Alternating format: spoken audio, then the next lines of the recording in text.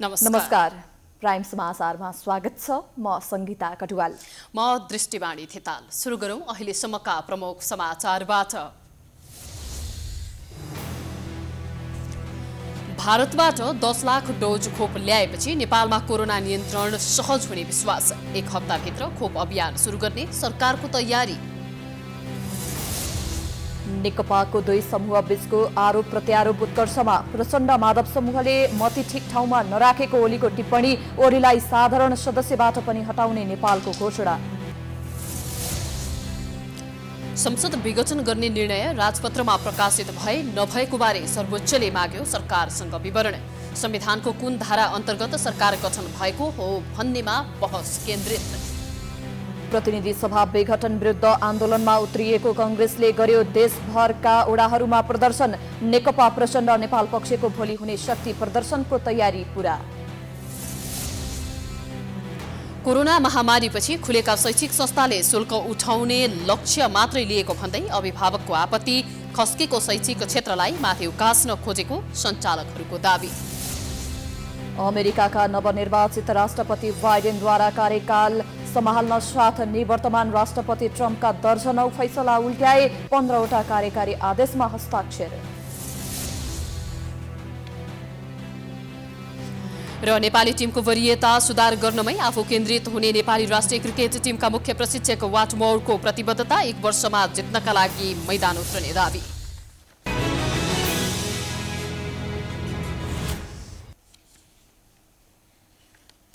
अब समाचार विस्तारमा। गत 1 वर्षदेखि कोरोनाले थला पारेको नेपालका लागि सुखद खबर आएको छ। विश्वका विभिन्न मुलुकहरूले केही समय पहिले नै कोरोना विरुद्धको भ्याक्सिन प्रयोगमा ल्याइसके पनि नेपालमा भने बिहिबार कोरोना विरुद्धको खोप आइपुगेको छ। खोप कहिले आउने भन्ने अन्योलताका बीच भारत सरकारको सहयोग स्वरूप कोरोना खोपको 10 लाख डोज नेपाल आइपुगेको हो। समयदेखि खोपको प्रतीक्षा गरेका नेपालीले अन्ततः खोप पाउने भएका छन्। छिमेकी मुलुक भारतले अनुदान स्वरूप दिएको 10 लाख डोज खोप बिहिबार बिहान 12 बजे त्रिभुवन अन्तर्राष्ट्रिय विमानस्थलमा आइपुगेको हो। भारतले दिएको खोप बिहिबार त्रिभुवन अन्तर्राष्ट्रिय विमानस्थलमा औपचारिक रूपमा नेपाललाई हस्तान्तरण गरिएको छ। अक्सफोर्ड एस्ट्राजेनेकाले विकास गरेको तथा सेरेम इन्स्टिच्युट अफ इन्डियाले उत्पादन गरेको कोभिसिल्ड खोप नेपाल आइपुगेको हो। सरकारले पहिलो चरणमा 3% अर्थात् 9,11,000 का लागि कोभिड-19 विरुद्धको खोप लगाउने तयारी गरेको छ। तर अहिले भने 10 लाख डोज मात्रै आएकोले पहिलो चरणमा करिब 4 लाखलाई मात्र खोप लगाउन सकिने स्वास्थ्य मन्त्रालयले जनाएको छ। अब हप्ता 10 दिनभित्र खोप अभियान सुरु गरिने मन्त्री त्रिपाठीले बताए। यसको सदुपयोग हामी केही दिनमा हप्ता 10 दिनबाट नै सुरु गर्छौं। हामीले प्राथमिकता भनिसकेका छौं र साथै तपाईहरुले आयोजकहरूले ठीक गर्नुभयो। हामीलाई दक्षिणतिर फर्काएर हाम्रो शास्त्र अनुसार दक्षिणतिर फर्केर झुट बोल्न पाइदैन। त्यसकारणले महामहिम राजदूत पनि दक्षिणतिरै फर्किनु भएको छ। म पनि दक्षिणतिरै फर्केर जे वचन हामीले दिन्छौं त्यो झुट हुने वचन हुँदैन। त्यो हाम्रो चाहिँ सनातन मान्यता पनि त्यही हो। स्वास्थ्य मन्त्रालयले खोप भण्डारणदेखि वितरण र लगाउनेसम्मका लागि सबै तयारी पूरा भइसकेको जनाएको छ। खोप लगाउन करिब 15,000 स्वास्थ्यकर्मी परिचालन हुनेछन्। विगतमा नियमित खोप लगाएका स्वास्थ्यकर्मीले सामान्य तालिम पाएपछि यो खोप लगाउन सक्ने मन्त्रालयले जनाएको छ। नेपालले पहिलो चरणमा अनुदान तथा खरिद मार्फत 47 लाख जनालाई पुग्ने गरी खोप उपलब्ध गराउन भारत सरकारलाई अनुरोध गरेको थियो। तर भारतले पहिलो चरणमा करिब 5 लाखलाई पुग्ने गरी खोप दिएको छ। नेपालका लागि भारतका राजदूत विनय मोहन क्वात्राले नेपालीलाई उपहार स्वरूप उक्त खोप प्रदान गरेको बताउँदै नेपाललाई सहयोग गर्न पाउँदा आफूहरू हर्षित भएको बताएका छन्। This topic of COVID vaccine supply to Nepal had been prominently discussed. I'm very happy to state that within 1 week of those discussions, assurances during that meeting, the vaccine is very much here. नेपालमा हाल प्रयोग भएका नियमित खोप पनि अधिकांश सेरेम institute of इन्डियाले उत्पादन गर्दै आइरहेको छ। त्यसैले कोभिसिल्ड खोपलाई आपतकालीन प्रयोगका लागि नेपालको औषधि व्यवस्था विभागले पनि अनुमति दिइसकेको छ। तर उक्त खोप गर्भवती, सुत्केरी, दूध चुसाउने महिलालाई तथा खोपमा उपयोग नभएका वस्तुको एलर्जी हुने थाहा भए खोप लगाउन नहुने बताइएको छ।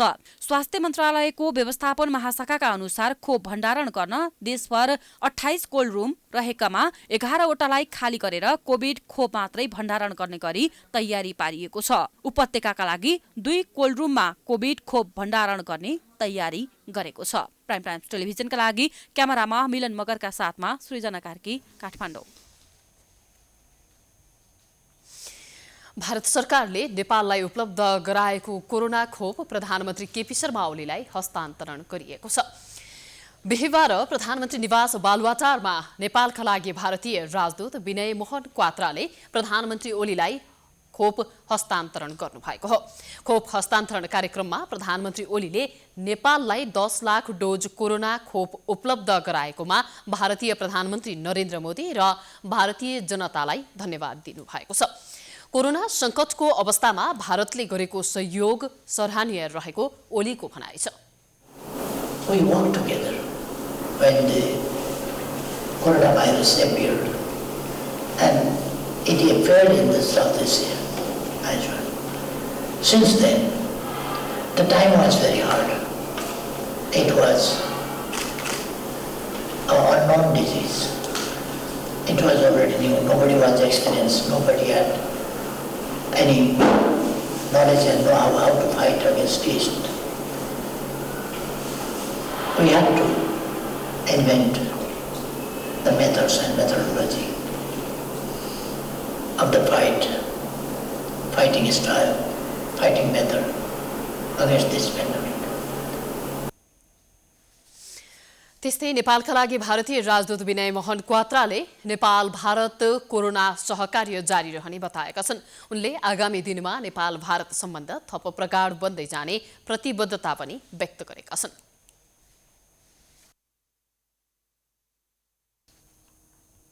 नेपालमा 5030 जनाको पीसीआर परीक्षण गर्दा काठमाडौँ उपत्यकामा 198 जना सहित थप 336 जनामा कोरोना संक्रमण पुष्टि भएको छ।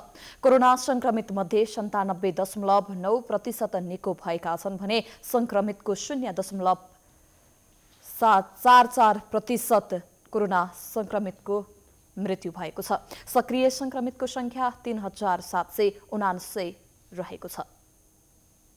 24 घण्टामा देशभर 122 जना महिला र 214 जना पुरुष गरी 336 जनालाई कोरोना भाइरस संक्रमण पुष्टि भएको छ।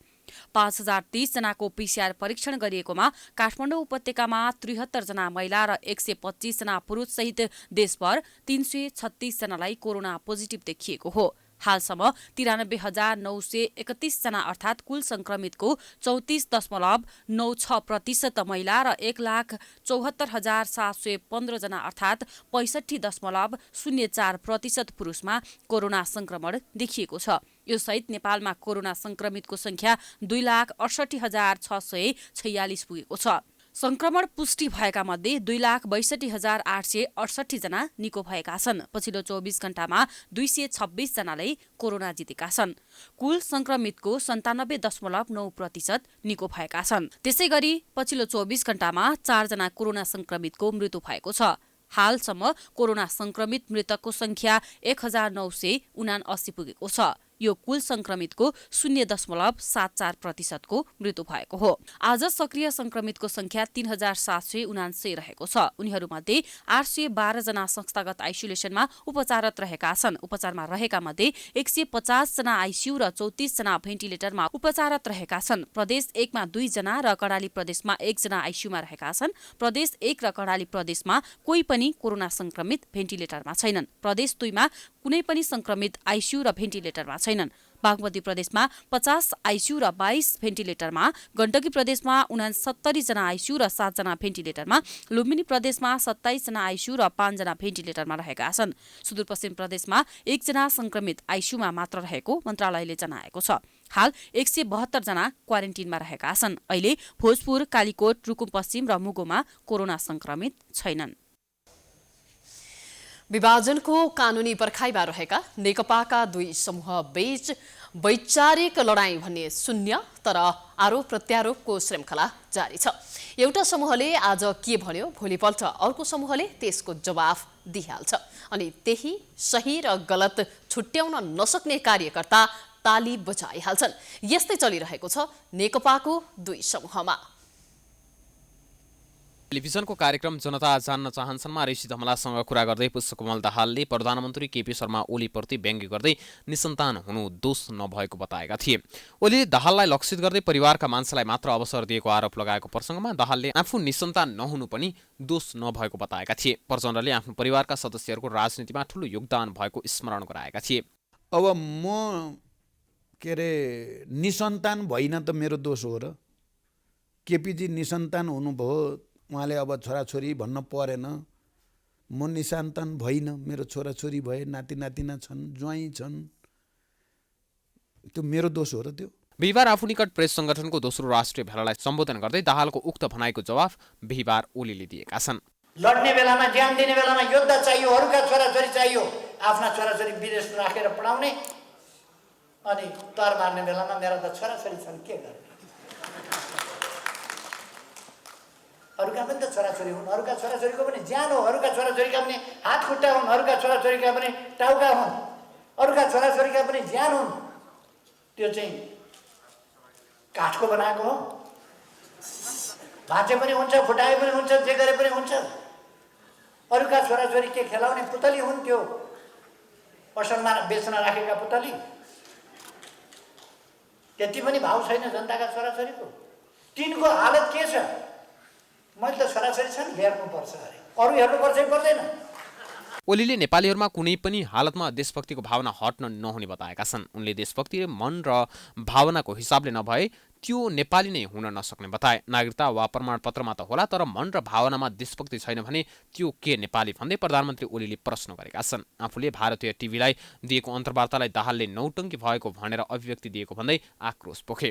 ड्रामा होइन, राष्ट्रको हितको पक्षमा उभिने कुरा, स्वाभिमानको पक्षमा साँचो अर्थमा उभिने कुरा चाहिँ राष्ट्रवाद हो। केही भेटिएन भने एउटा नेताले भाषण गरे, यो अन्तर्वार्ता भनेको यो नौटङ्की हो, नौटङ्की नै हो, यो नौटङ्की नै हो।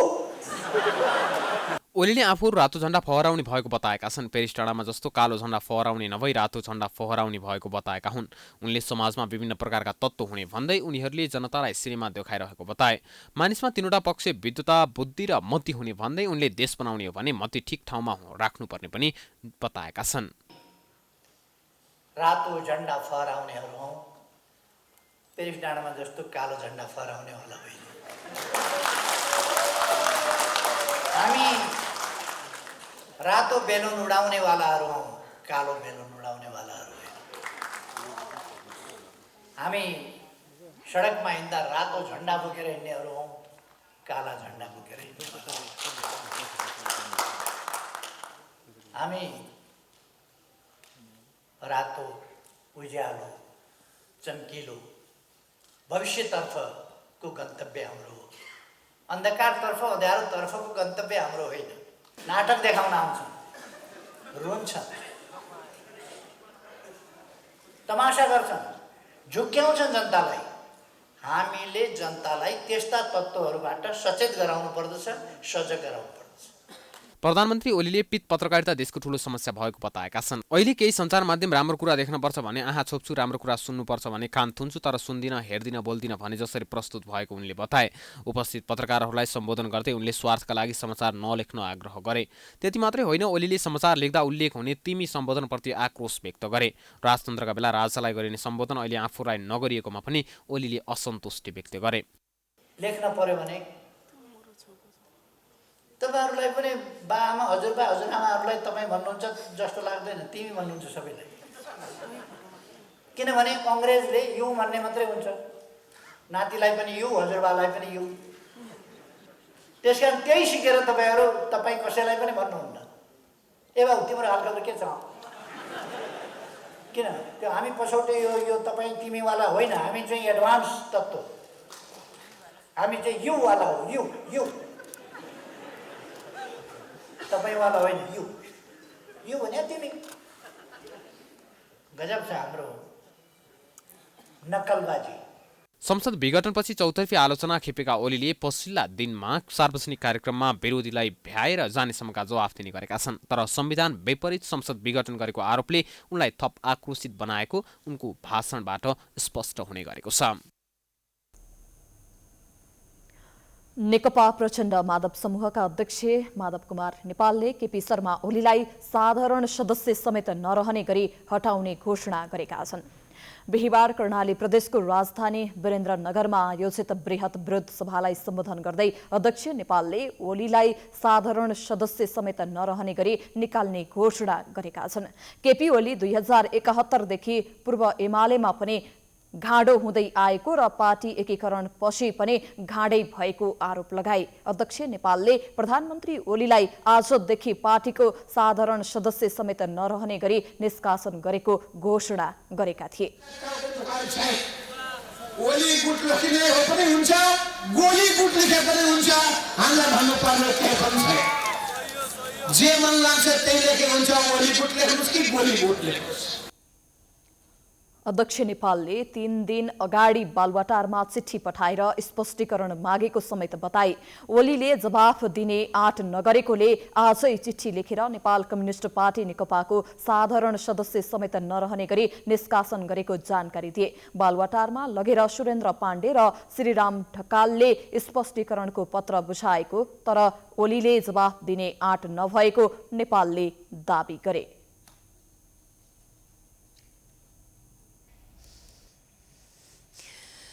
विघटनका सम्बन्धमा सर्वोच्च अदालतको संवैधानिक इजलासमा बहस जारी छ। 5औं दिनको बहसमा विभिन्न पाटो केलाइएको छ।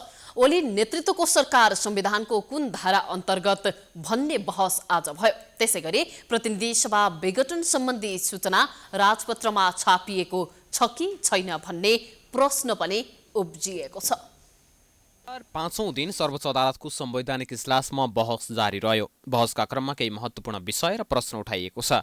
अधिवक्ता टीकाराम भट्टराईले प्रधानमन्त्री केपी ओली एकल बहुमतको प्रधानमन्त्री नभएको जिकिर गरेका छन्। प्रधानमन्त्रीले आफूलाई संविधानको धारा 76(1) अनुसारको एकल बहुमत दलको भएको दाबी गरेको र लिखित जवाफ दिएको अवस्थामा राजपत्रमा त्यस्तो सूचना प्रकाशित नभएको लगायत 5 आधार प्रस्तुत गर्दै भट्टराईले ओली धारा 76(1) अनुसार नभएको बताए। प्रधानमन्त्रीले संसद विघटन गर्ने व्यवस्था संविधानमा राखिएको छैन भनेर विगतमा संविधान सभाका पूर्व अध्यक्ष सुभाष नेमाङ र तत्कालीन सांसद अग्निप्रसाद खरेलले बोलेका कुरालाई अदालतले प्रमाणका रूपमा लिनुपर्ने अधिवक्ता टीकाराम भट्टराईले माग गरेका छन्। यो संविधानका निर्मातामा नेमाङ र खरेल पनि भएकाले उनीहरूले बोलेको कुरालाई अदालतले प्रमाणका रूपमा लिनुपर्ने भट्टराईको माग छ। भट्टराई र अर्का अधिवक्ता ओमप्रकाश अर्यालले राजपत्रमा सूचना प्रकाशित नभएको बताएपछि इजलासले संसद विघटन सम्बन्धी विषयमा राजपत्रमा प्रकाशित सूचना माग गरेको छ। प्रधानमन्त्री केपी शर्मा ओलीको संसद विघटन गर्ने सिफारिस राष्ट्रपतिद्वारा सदर भएको भनी राजपत्रमा प्रकाशित सूचना प्रधान न्यायाधीश चोलेन्द्र शमशेर जवराले मागेका हुन्। अधिवक्ता भट्टराईले संसद विघटनलाई स्वीकृत गर्दा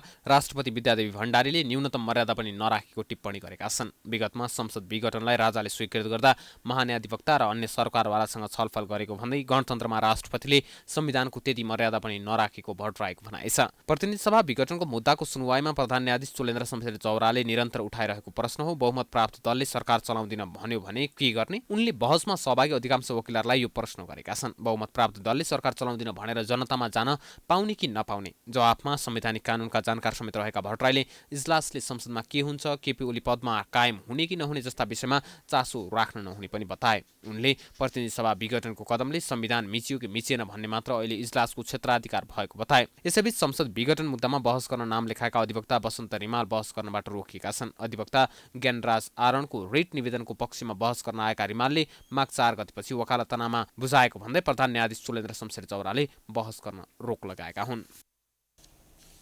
समाचारको सिलसिला जारी छ। हामी विश्राम पछि आउँछौं।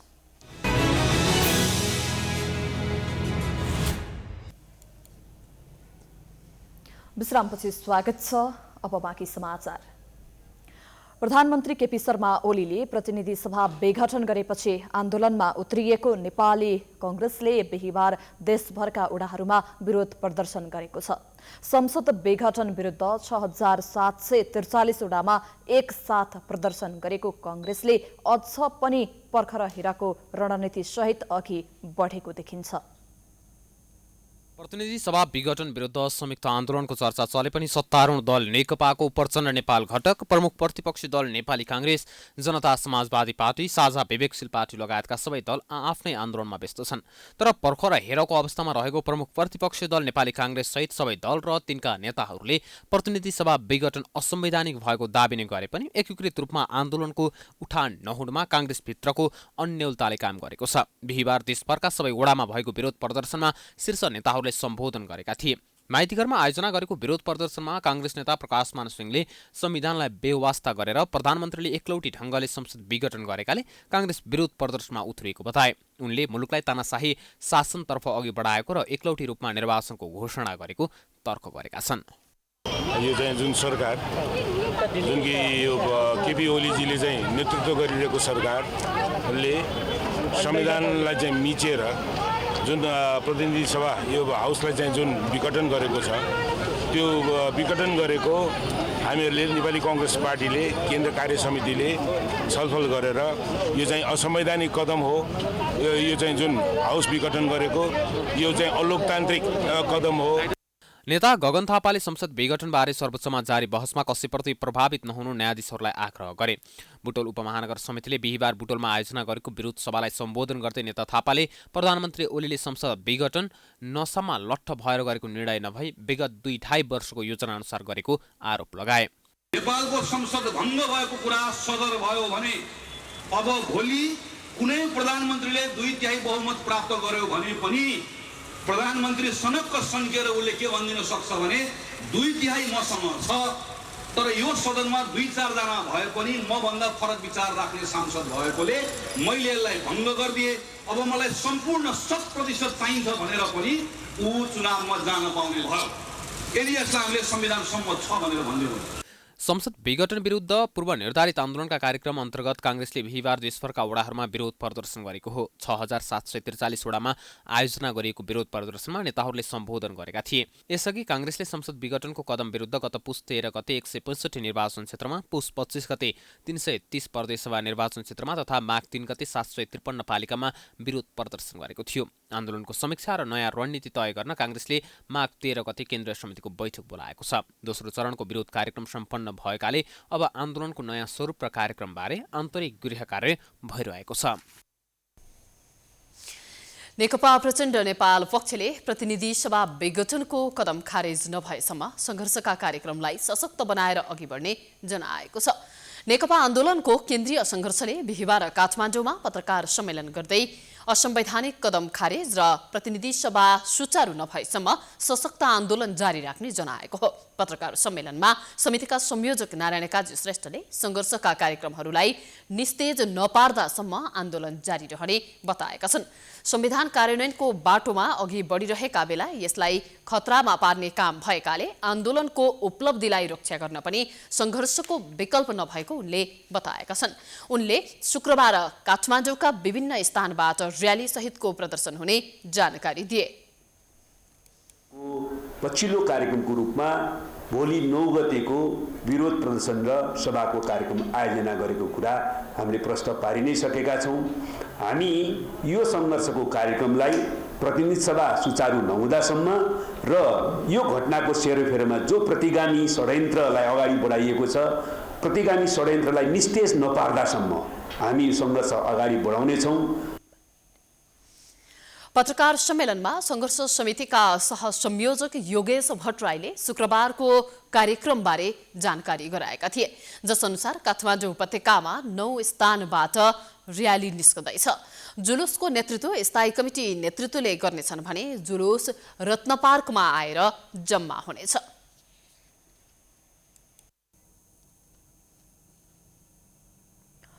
संस्कृतिवेद सत्यमोहन जोशी अस्वस्थ भएका छन्। 101 वर्षीय जोशीलाई सामान्य स्वास्थ्य समस्या देखिएको हो। चिसो र पुरानो रोग हर्नियाका कारण जोशीलाई खाना खान र सुत्न असहज भएको बताइएको छ। किस्ट मेडिकल कलेजले शताब्दी पुरुष र उनकी धर्मपत्नी राधा देवी जोशीको आजीवन स्वास्थ्य उपचार निशुल्क गरिरहेको छ। मेडिकल कलेजले जोशीको घरमा नै पनि घरिघरि स्वास्थ्य टोली पठाइरहने गरेको छ। आज बिहान नै किस्ट कलेज किस्ट मेडिकल कलेजका प्रिन्सिपल प्राडा बालमान सिंह कार्कीले जोशीको स्वास्थ्यबारे जानकारी लिएका थिए। कोरोना महामारीले ठप्प भएका शिक्षण संस्था सञ्चालनमा आइसकेका छन्। शैक्षिक सत्र सकिन लाग्दा सञ्चालनमा आएका विद्यालयले अभिभावकलाई शुल्क तिर्न ताकेता पनि गर्न थालेका छन्। विद्यालय सञ्चालकहरूले सेवा प्रदान गर्न खुलेको दावी गरिरहँदा अभिभावकहरूले शुल्क लिने बहानामा लुटिरहेको आरोप लगाएका छन्। कोरोना संक्रमणका कारण विगत 10 महिनादेखि विद्यालयका सबै शैक्षिक कार्यक्रम ठप्प थियो। निजी विद्यालयहरूले अभिभावक तथा विद्यार्थीसँग अनलाइन कक्षा गराइरहेका थिए।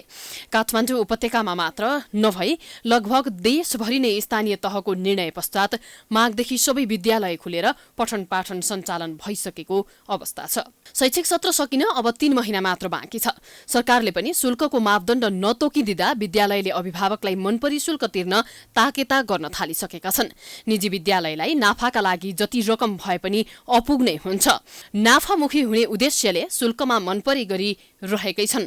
अभिभावक मर्कामा परिरहेकै छन्। तर निजी विद्यालयको छाता संगठन प्याप्सनका अध्यक्ष टीकाराम पुरीले निजी विद्यालय सञ्चालनमा ल्याइएको केवल अभिभावक र विद्यार्थीको सेवा गर्ने उद्देश्यले भएको दावी गरेका छन्।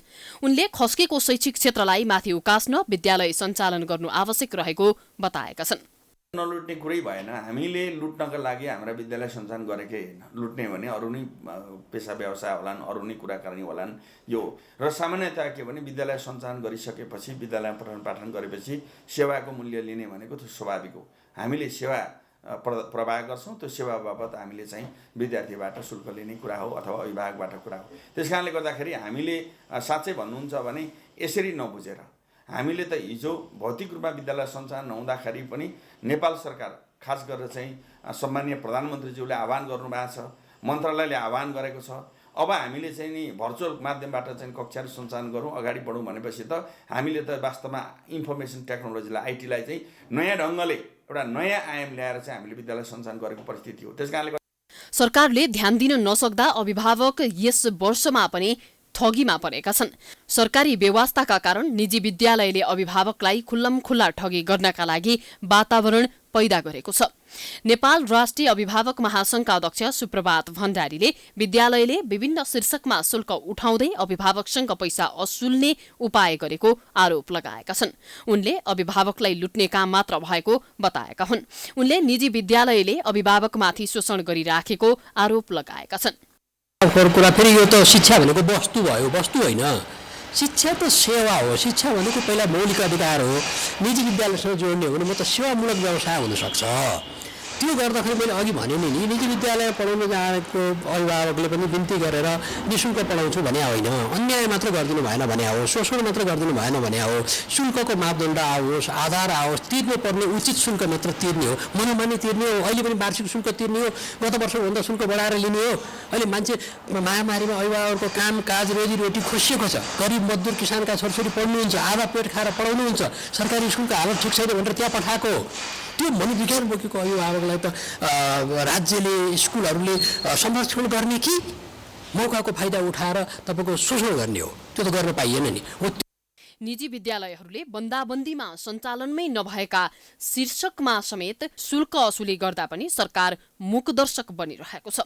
अभिभावकले बन्दाबन्दी अवधिभर मासिक शुल्कमा 50% मात्र तिर्नुपर्ने हो। तर मन्त्रालयबाट जारी निर्देशिकामा वैकल्पिक माध्यमको शुल्क कसरी निर्धारण गर्ने भनेर स्पष्ट नपारिएकाले निजी विद्यालयलाई मनपरी शुल्क असुल गर्ने बाटो खुलेको छ। तराईका जिल्लाहरूमा केही दिनदेखिको शीतलहरका कारण जनजीवन कष्टकर बनेको छ। चिसोका कारण बारा लगायत तराईका जिल्लाका विपन्न समुदायका परिवार बढी प्रभावित भएका छन्। बाराका स्थानीय तहमा करिब 10,000 भन्दा बढी मुसहर परिवार चिसोबाट प्रत्यक्ष रूपमा प्रभावित भएका छन्। हरेक वर्ष चिसोमा कष्टकर जीवन बिताउँदै आएका बाराका डुम मुसहर बस्तीका समुदाय यस वर्ष पनि ओड्ने र ओछ्याउनेको चिन्तामा छन्। उनीहरू पराल र पातलो तन्नाको भरमा रात काट्न बाध्य छन्। चारैतिरबाट परालले बेरेको टाटको घरमा रात बिताउन विपन्न समुदायका परिवार बाध्य छन्। मङ्सिर र पुस महिना जसो तसो बिताएका डुम परिवारलाई माघ महिनाको चिसो काट्न भने कष्टकर बनेको छ। घर जर गेल बा, घर कुछो न मिलल, हमनी के घर दुआर बनाऊ। अभी वही में बाले बच्चे पोरा तोरा बिछा के सुते तारी, ओढ़ना बिछौना सब जर गेल धन के न देखलक, सब लोग तो आके देखलक। ऐती बेर के जार कोन के सहूर होइता हाँ कहूँ ना अपना ही कपड़ा लाता बिनू कुछो बिनू इतना बर बिछाना में हम औरो सब से अबला हम घर जर के हो गइल थोड़ा गरीब के देवल एगो कुछो ना बहानी कार्तिक में आसिन कार्तिक लोग खेप लेता माने अगहन से जा रहता लोग के ना ला रहै भर दिन लोग घुरो गोरले रहता सारा काम तेज ले छोड़ के बाराका विभिन्न स्थानीय तहमा अधिकांश डोम मुसहर र विपन्न परिवारको अवस्था यस्तै रहेको छ। चिसोका कारण बालबालिका वृद्धा बढी प्रभावित भएका छन्। शीतलहर र चिसोबाट बच्न विपन्न समुदायका परिवारले परालको चटाई र सिरक नै सहारा बनेको छ। आर्थिक अभावका कारण उनीहरूले परालको घर बनाएर रात काट्ने गरेका छन्। टुटल पाटल घर बा मरै टाटी में बना के शेर पर में रहै तारे एको को शरण नहीं खे हमरा रहे के कपड़ा लाता बिनु सब बिनु उधार बारी एगो बच्चा बताऊ बच्चा 5 गोरा के जीवन पालल ले 4 सिर कमा के बजट बनिहार बा बजट बनिहार बाटे पहुंचा के आसरा बा 4 सिर कमा ले अब तो नहीं सन बाबू भैया के त कमा के त पालन करले हमें बोला टूटल फाटल मरै में रहिले सब गाड़ भेड़ क। चिसो मौसम सुरु भएपछि अधिकांश विपन्न समुदायका परिवारहरू पुराना कपडा माग्न गाउँतिर जाने गर्दछन्। विभिन्न समयमा संघ संस्थाहरूले कमल ज्याकेट लगायत न्यानो कपडाहरू बाँड्ने गरेका छन्, तर ती सामग्रीहरू पर्याप्त नभएको उनीहरूको गुनासो छ। आर्थिक अवस्था कमजोर भएका कारण व्यवस्थित घर नहुँदा रातिमा हुस्सु तथा चिसो हावाले बालबालिका बिरामी समेत हुने गरेको स्थानीयको गुनासो छ। किछो के धजी ना बाटे हमनी के ये घर में कपड़ा लाता ना बाटे पोरा पताई में सुतीले रहिले 3 गो लइका बाटे तो कहीं कपड़ा लाता नहीं खो बाटे हमनी हमर आदमी बेमरिया बाटे ना खा ले एक साथ के तो खर्ची न बाटे भूखल दुखल रही तारी जारा में तका दस हमनी के जारा में रोवाले मर लइका से कल पले और आदमी नानु कमाए सकल जन एक साथ के आज के तो खर्ची अब गांव घर में देत ना बा कर्जा पैसा सब गांव के लोग आभा गरीब बाकी ना हो पूरा लोग आभा गरीब बाटे। कपडाको अभावमा धेरैजसो बालबालिका चिसो मौसममा समेत नाङ्गै बस्ने गरेका छन्। चिसोबाट प्रभावित भएका परिवारलाई बस्नका लागि स्थानीय सरकारले कुनै योजना नल्याएको विपन्न समुदायको गुनासो छ। प्राइम टाइम्स टेलिभिजनका लागि बाराबाट श्रीकान्त गुप्ताको रिपोर्ट। समाचारको सिलसिला जारी छ, हामी विश्रामपछि आउँछौं।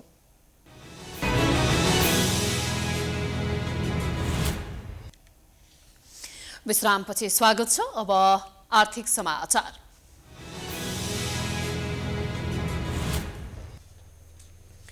प्रधानमन्त्री केपी शर्मा ओलीका नवनियुक्त आर्थिक सल्लाहकार मोतीलाल दुगडले प्रधानमन्त्री केपी शर्मा ओलीले महत्त्वपूर्ण जिम्मेवारी दिएको उल्लेख गर्दै आफ्नो जिम्मेवारीमा खरो रूपमा उत्रने प्रतिबद्धता व्यक्त गरेका छन्।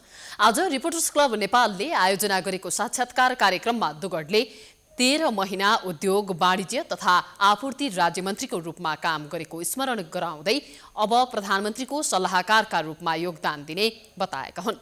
कोभिड-19 को महामारीको समयमा कुनै वस्तुको अभाव हुन नदिएको पनि दुगडले स्पष्ट पारेका थिए। प्रधानमन्त्रीजीले एक किसिमले मलाई प्रमोट गरेर मलाई यहाँसम्म पुर्याउनु भयो, उहाँ आफैसँग राख्ने, उहाँले मेरो कामको उच्च मूल्याङ्कन गर्नुभयो, मैले गरेको कामहरूको प्रशंसा गर्नुभयो। अनि उहाँले चाहिँ अब तपाईँ त आर्थिक क्षेत्रको तपाईँ एउटा विज्ञ व्यक्ति पनि हो र तपाईँले अहिलेसम्म गरेको काम तपाईँको पर्फर्मेन्स बहुत राम्रो भयो भनेर उहाँले मलाई चाहिँ यहाँसम्म पुर्याइदिनु भयो र मैले चाहिँ अब आएर अझ मेरो लागि यो गहन जिम्मेदारी हो, एउटा गम्भीर चुनौतीको रूपमा मैले अहिलेको यो समयलाई लिएको छु। उनले देशको समृद्धि निजी क्षेत्रको हातमा रहेको उल्लेख गर्दै निजी क्षेत्र समृद्ध हुनुपर्ने धारणा पनि राखे। चुनावबाट कोही पनि डराउन नहुने उनले स्पष्ट पारेका छन्। त्यसैगरी उनले आफू पनि प्रधानमन्त्रीको साथमा उभिएको उल्लेख गर्दै प्रधानमन्त्री ओलीलाई हरेक किसिमको सहयोग गर्ने विश्वास दिलाएका छन्।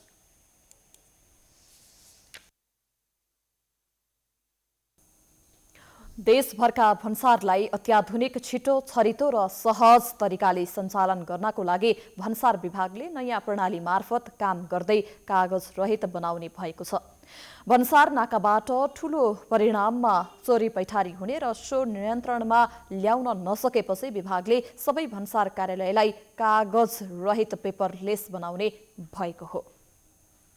वैदेशिक व्यापारका लागि भन्सार एउटा मुख्य बिन्दु हो, जसले अरू धेरै सरकारी तथा गैर सरकारी निकायहरूको सहयोग र समन्वयमा वैदेशिक व्यापार अन्तर्गतका माल वस्तुहरूको भन्सार जाँचपासको काम हुँदै आएको छ। नेपाल निर्यातमा भन्दा पनि आयातमा बढी निर्भर हुने भएकाले विभिन्न भन्सार नाकाबाट अवैध रूपमा सामान भित्र्याउनेदेखि चोरी पैठारीमा तीव्रता आएसँगै राजस्व सङ्कलनमा समेत अवरोध पुगेको छ। नेपालको भन्सार प्रशासनले आजभन्दा 25 वर्ष अगाडिदेखि प्रणाली सुधारको क्रममा संयुक्त राष्ट्रसङ्घीय व्यापार विकास केन्द्रद्वारा विकसित आसीकुडा प्रणाली लागू गरे पनि प्रभावकारी बन्न सकेको थिएन। अब सो प्रणालीलाई अत्याधुनिक उपकरण जडान गरेर चोरी पैठारदेखि न्यून बीजीकरणसम्मलाई नियन्त्रण गर्ने दाबी विभागको रहेको छ। आसीकुडा प्रणालीमा भएको प्राविधिक रूपको क्रमिक सुधारसँगै विगत 4 वर्षदेखि आसीकुडा ओल्ड लागू गरेको छ, जुन इन्टरनेटमा आधारित अत्याधुनिक प्रविधि हो, जसलाई विश्वका 90 देशले पूर्ण रूपमा लागू गरेका छन्। भन्सारबाट हुने चोरी पैठारी र अन्य अवैध धन्दा रोक्नका लागि केन्द्रबाटै माथिल्लो निकायले प्रत्यक्ष अनुगमन र गतिविधिको निरीक्षण गर्ने गरी नयाँ प्रविधि जडान गरेको भन्सार विभागका महानिर्देशक सुमन दाहालले बताएका छन्। काम हुँदै गर्दाखेरि माथिल्लो निकायले गर्ने सुपरभिजनलाई मोनिटरिङ भन्छौँ हामी हैन। यो चाहिँ हाम्रो विभाग अन्तर्गत 30 वटा जति भन्सार कार्यालय छन्। अनि ती सबै कार्यालयमा भएका गतिविधिहरूलाई वान एट अ टाइम हैन रियल टाइममा मोनिटरिङ गर्ने भनेको डिजिटल बाहेकको विधि छैन। अहिले डिजिटल गभर्नेन्समा जबकि हामीले आसीकुडा वर्ल्ड भन्ने सिस्टम लगाएका छौँ, त्यो सिस्टम भनेको विश्वका 90 देशले लगाएका छन्।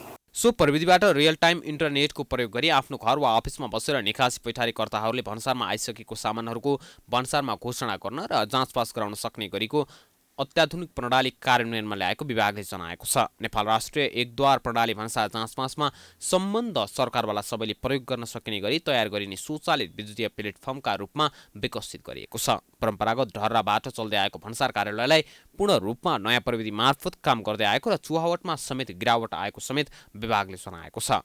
भन्सार विभागले देशभरका भन्सार कार्यालयको निगरानी र अनुगमनका लागि सेन्ट्रल मोनिटरिङ सिस्टम मार्फत सञ्चालनमा ल्याएको समेत दाबी महानिर्देशक दाहालको रहेको छ। विश्वका 90 देशले एउटै सिस्टम लगाएको भएर तपाईँले खोज्नु भने आसीकुडा वर्ल्ड बाहेक अरू सिस्टम छैन। त्यसकारणले त्यो लेभलको सिस्टम हामीले जडान गरेका छौँ भनेपछि त्यो सिस्टममा बसेर हाम्रा देशभरिका भन्सारले काम गरिरहँदाखेरि ती काम चाहिँ सही तरिकाले भइरहेका छन् कि छैनन्। भन्सारले गर्ने भनेको जाँचपास प्रक्रिया, मालवस्तुहरूको जाँचपास प्रक्रियामा त्यसको सही तरिकाले वर्गीकरण भएको सही छैन, त्यसको नाम, ब्रान्ड, साइज, मोडल खुलाएको सही छैन, त्यसको मूल्याङ्कन सही भएको सही छैन र त्यसको सही रूपमा रासो लागेको सही छैन, ट्यारिफ भन्छौँ हामी, भन्सार महसुल सही तरिकाले लागेको सही छैन। त्यो विषय चाहिँ माइन्युटली हेर्नको लागि सिस्टममै बसेर हेर्नुपर्छ र त्यो विधि चाहिँ हामीले यहाँ बनाएका छौँ। अहिले नयाँ प्रणालीलाई कार्यान्वयनमा ल्याउन भन्सार कार्यालयको स्वचालित तथ्याङ्क प्रणाली आसीकुडा कम्प्युटराइज प्रणालीबाट भन्सार कार्यालयको तथ्याङ्क राख्ने प्रणाली विकास गरिएको छ। आसीकुडा ओल्ड सिस्टममा सञ्चालित अनुगमन प्रणाली मुलुकका 30 वटा भन्सार कार्यालयमा लागू भइसकेको छ। प्राइम टाइम्स टेलिभिजनका लागि क्यामेरामा सुमन निरौलाका साथ रोशन कार्की, काठमाडौँ। उखु किसान संघर्ष समितिले दोस्रो चरणको आन्दोलनको घोषणा गरेको छ। पटक पटक उद्योग वाणिज्य तथा आपूर्ति मन्त्रालयसँग सम्झौता गरेको उखु किसान संघर्ष समितिले सरकारले तोकेको समय अवधिमा उखुको बक्यौता रकम दिलाउन नसकेपछि अन्ततः माघ 10 गतेबाट दोस्रो चरणको आन्दोलनको घोषणा गरेको हो।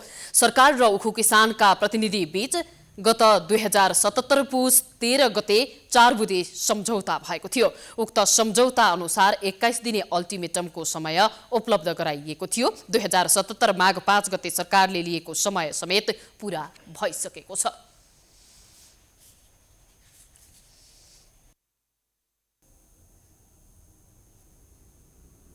अब अन्तर्राष्ट्रिय समाचार।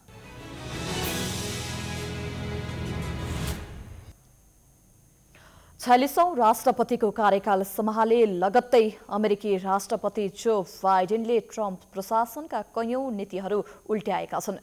कार्यकालको पहिलो दिन राष्ट्रपति जो बाइडेनले कयौं कार्यकारी आदेश जारी गर्दै आफ्नो प्रशासनको प्राथमिकता प्रष्ट गर्दै गर्दा अमेरिकामा रहेका नेपाली तथा आप्रवासीहरूलाई लाभ मिल्ने संकेत देखिएको छ।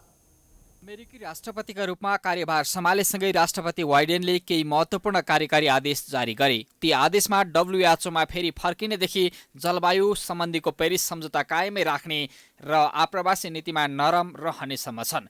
राष्ट्रपति बाइडेनले ट्रम्प प्रशासनले पुर्याएको क्षति उल्टाउने मात्र नभई नरम आप्रवासी नीतिसहित देशलाई अघि बढाउने दावी गर्दै आएका छन्। विश्व स्वास्थ्य संगठन डब्ल्युएचओबाट फिर्ता हुने अमेरिकी कार्यको अन्त्यसँगै भाइरस विज्ञ डाक्टर एन्थोनी फाउजीले यसै साता हुने डब्ल्युएचओको अन्तर्राष्ट्रिय कार्यकारी समितिको बैठकमा अमेरिकाको प्रतिनिधित्व गर्दै सहभागी हुने भनिएको छ। यसले खोप खरिद तथा प्रयोगको सहज पहुँच नपाउने तथा अनुदानमा खोपको खोजी गर्ने नेपाल जस्ता देशलाई लाभ मिल्ने देखिन्छ। यस्तै वातावरण सम्बन्धी कतिपय ट्रम्प प्रशासनका नीतिहरू बाइडेनले उल्ट्याएका कारण नेपालको जलवायु परिवर्तन तथा वातावरण संरक्षणमा अमेरिकाले चासो लिने तथा लगानी गर्ने आकलन गर्न थालिएको छ। आप्रवासन सम्बन्धी जारी गरिएको कार्यकारी आदेशले आप्रवासन नीति अब नरम हुने सङ्केत गरेको छ। अमेरिकाले 1 जनवरी 2021 भन्दा अगाडि प्रवेश गरेका सम्पूर्ण कागजपत्रविहीन आप्रवासीलाई 5 वर्षभित्र ग्रिन कार्ड र 8 वर्षभित्र नागरिकता प्रदान गर्ने सम्बन्धी नयाँ खालको अध्यागमन नीति ल्याउने तयारी गरेको छ। विस्तृत अध्ययन सम्बन्धी विधेयक नयाँ राष्ट्रपति जो बाइडेनले कङ्ग्रेस अर्थात् अमेरिकी संसदमा तत्कालै पेश गर्ने तयारी गरेका छन्। यसबाट अमेरिकामा रहेका 1 करोड बढी आप्रवासीलाई समेट्ने अनुमान गरिएको छ। यो विधेयक पारित भएमा कागजपत्रविहीन हजारौं नेपालीले समेत ग्रिन कार्ड हुँदै नागरिकता प्राप्त गर्नेछन्। संसदको दुवै सदनमा राष्ट्रपति बाइडेनको दल डेमोक्रेटिक पार्टीको बहुमत रहेको समयमा नेपालले समेत कूटनीतिक सम्बन्धलाई सुधार तथा सुमधुर बनाउँदै विकास साझेदारी लगायतका क्षेत्रबाट लाभ लिन सक्ने आकलन गरिएको छ। सहयोग, समर्थन, वैदेशिक लगानी तथा आप्रवासी र विदेशी नीतिमा नरम रहेका बाइडेनबाट फाइदा लिन नेपालले कस्तो कूटनीतिक उपस्थिति देखाउँछ, अहिलेको प्रतीक्षा यसैमा छ। अब खेलकुद समाचार।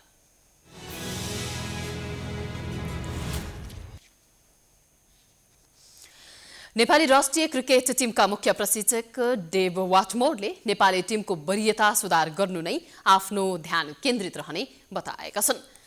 बिहिबार काठमाडौँमा सञ्चारकर्मीहरूसँगको अन्तर्क्रिया कार्यक्रममा आफ्नो अनुभव नेपाली क्रिकेट विकास र नेपाली टिमको वरीयता सुधार गर्नुमै केन्द्रित रहने उनले बताएका हुन्। 1 दिवसीय क्रिकेटको वरीयता सुधार गर्न मुख्य लक्ष्य रहेको उनले बताउँदै आफू च्यालेन्ज स्वीकार गरेर नै नेपाल आएको तर्क पनि गरेका छन्। उनले 1 वर्षमा टिम खोल्नलाई मात्रै नभई अब जित्नका लागि पनि मैदानमा उत्रने प्रतिक्रिया दिएका छन्।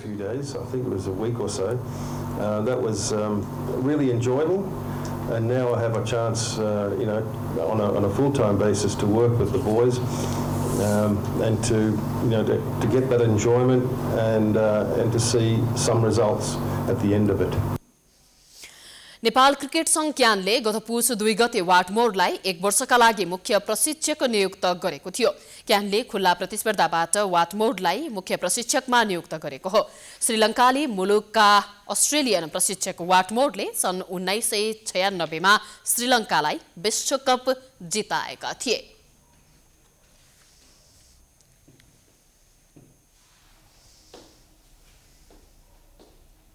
यो सँगै हामी समाचारको अन्त्यमा आइपुगेका छौं। जाँदा जाँदै प्रमुख समाचार पुनः एकपटक। भारतबाट 10 लाख डोज खोप ल्याएपछि नेपालमा कोरोना नियन्त्रण सहज हुने विश्वास। 1 हप्ताभित्र खोप अभियान सुरु गर्ने सरकारको तयारी। नेकपाको 2 समूह बीचको आरोप प्रत्यारोप उत्कर्षमा। प्रचण्ड माधव समूहले मती ठिक ठाउँमा नराखेको ओलीको टिप्पणी। ओलीलाई साधारण सदस्यबाट पनि हटाउने नेपालको घोषणा। संसद विघटन गर्ने निर्णय राजपत्रमा प्रकाशित भए नभएको बारे सर्वोच्चले माग्यो सरकारसँग विवरण। संविधानको कुन धारा अन्तर्गत सरकार गठन भएको भन्नेमा बहस केन्द्रित। प्रतिनिधि सभा विघटन विरुद्ध आन्दोलनमा उत्रिएको कांग्रेसले गर्यो देशभरका ओडाहरूमा प्रदर्शन। नेकपा प्रचण्ड नेपाल पक्षको भोलि हुने शक्ति प्रदर्शनको तयारी पूरा। कोरोना महामारीपछि खुलेका शैक्षिक संस्थाले शुल्क उठाउने लक्ष्य मात्रै लिएको भन्दै अभिभावकको आपत्ति। खस्केको शैक्षिक क्षेत्रलाई माथि उकास्न खोजेको सञ्चालकको दावी। अमेरिकाका नवनिर्वाचित राष्ट्रपति बाइडेनद्वारा कार्यकाल सम्हाल्न साथ निवर्तमान राष्ट्रपति ट्रम्पका दर्जनौं फैसला उल्ट्याए। 15वटा कार्यकारी आदेशमा हस्ताक्षर। र नेपाली टिमको वरियता सुधार गर्नु नै आफ्नो ध्यान केन्द्रित हुने नेपाली राष्ट्रिय क्रिकेट टिमका मुख्य प्रशिक्षक वाटमोरको प्रतिबद्धता, 1 वर्षसम्ममा जित्नका लागि मैदानमा उत्रने दाबी। समाचार अहिलेलाई सकियो। यसपछिको प्रस्तुति जनता जान्न चाहन्छन् ऋषि धमलाको साथमा। हेर्दै गर्नुहोला प्राइम टाइम्स टेलिभिजन। नमस्कार।